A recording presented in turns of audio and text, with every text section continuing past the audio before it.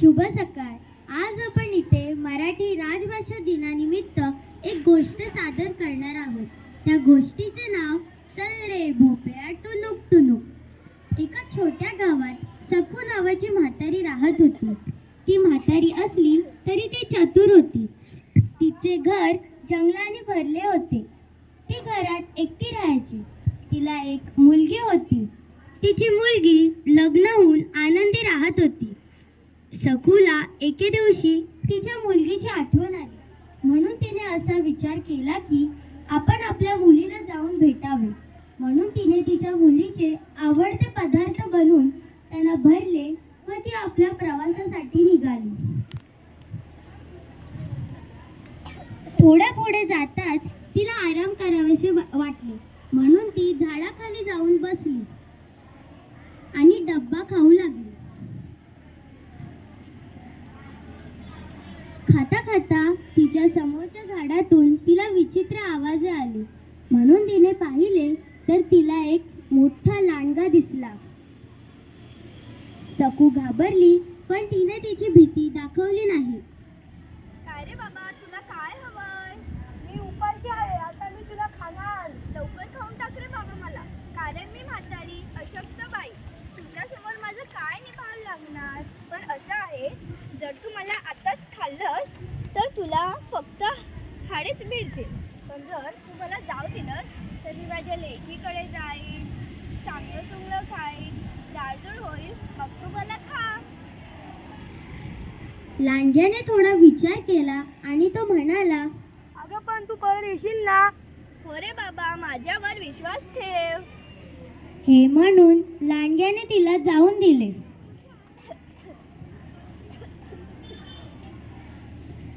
थोड्या अंतरावर जाताच तिच्या समोर एक वाघ आला.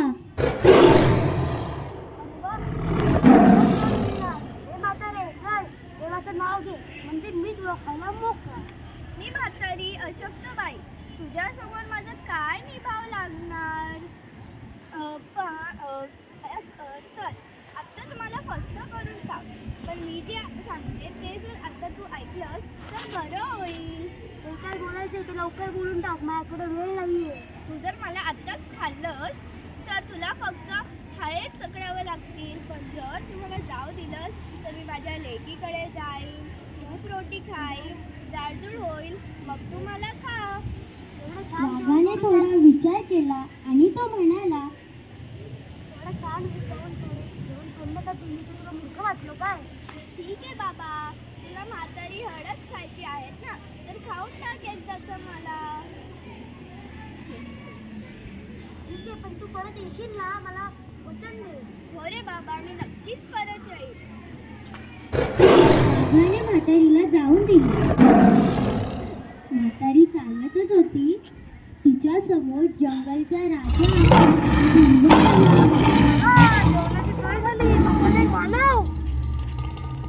हे जंगलाचे राजा, मला लवकर खाऊन टाक, कारण मी म्हातारी अशक्त बाई. मी तुझ्या समोर काय ताक धरणार? पण माझी एक विनंती आहे, जरा ऐकून घेशील का रे? ठीक आहे, जे बोलायचे पटकन बोल. अरे जरा बघ माझ्याकडे, मी किती अशक्त, धड उभीही राहू शकत नाही. आता मी माझ्या लेकीकडे जाते, तिकडे जाईन, छान छान खाईन, जाडजूड होईल, मग तू मला खा. ए आजीबाई, तू कोणाला फसवते? जंगलाच्या राजाला? ठीक आहे बाबा, खाऊनच टाक मला आत्ताच. ठीक आहे, तुम्हाला वचन दे, तू परत येशील ना? हो रे बाबा, तू मला एवढ्या विश्वासाने जीवनदान दिलास, म्हणूनच मी नक्की परत येईल. म्हातारीने सिंहाला वचन दिला व ती आपल्या पुढच्या प्रवासाला निघाली. थोड्या पुढे जाताच म्हातारी आपल्या लेकीच्या घरी सुखरूप पोहोचली. लेक आपल्या आईला पाहून खूप खुश झाली. लेकीने आपल्या आईसाठी चवदार भोजन केले. भोजन झाल्यानंतर आईने आपल्या लेकीला तिच्यासोबत घडलेल्या सगळ्या गोष्टी सांगितल्या. लेक हे ऐकून खूप घाबरली. देवाच्या कृपेने तू सुखरूप घरी पोचलीस. आता आराम कर. थोडे दिवस झाले. म्हातारी आपल्या लेकीला म्हणाली, तू माझा छान पाहुणचार केलास, पण मला आता माझ्या घरी परत जायचे आहे. लेक हे ऐकून म्हणाली, आई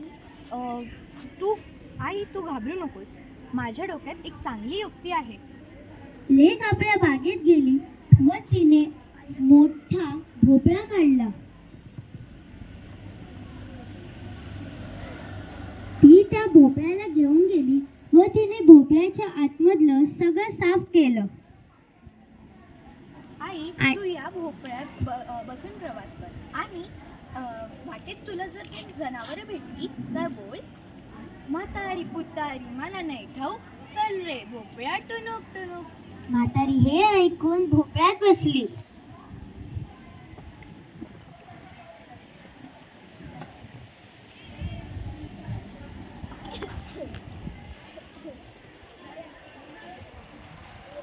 थोड्या पुढे जातात परत तोच जंगलचा राजा सिंह आला.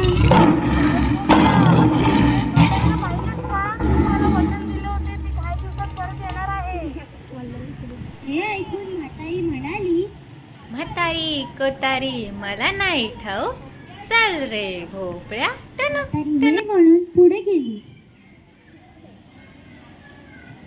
पुढे गेल्यावर तिच्या समोर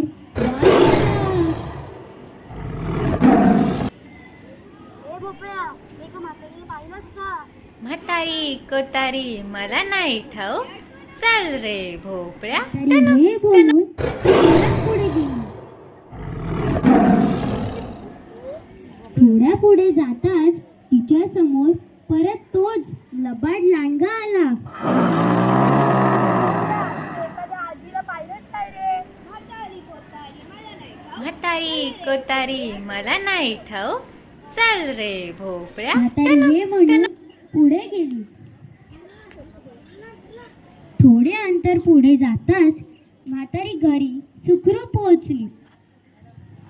घरी पोहोचल्यावर परत तसेच ती आपले नेहमी जसे सुखाचे संसार करायची तसेच ती करायला लागली.